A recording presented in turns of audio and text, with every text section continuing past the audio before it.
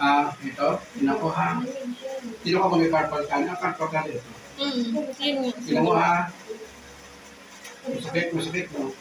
Ito, hindi. Carpal ka niya. Ito. Meron din? Hindi ko masyado.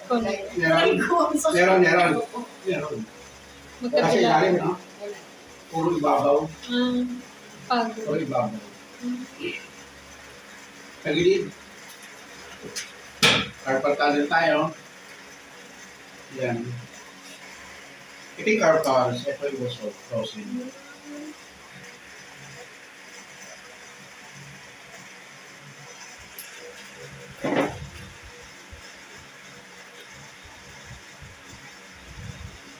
Yan eh. Diba? Yan ang carpal tunnel syndrome. Iba ito sa balikat, iba yung carpal. Yung sa balikat ko yan eh.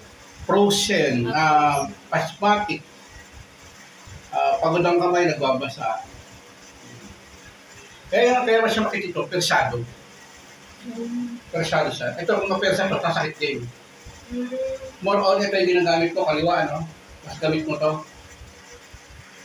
Ayan, no? Ha? Ito?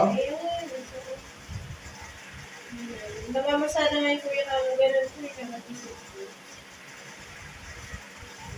Ito na, kung sakit ha? Wala na. Hindi na po. Hindi na, no? Busin na natin. Yun ang dahilan nun. Pibigay sa mga muscles. Nangangali yung kamay. Mga manhid. Kasi nga, dahil sa carpals. Yan, no? Dahil pagod ng kamay sa kaka-cellphone, nainit ang cellphone, magkabasa.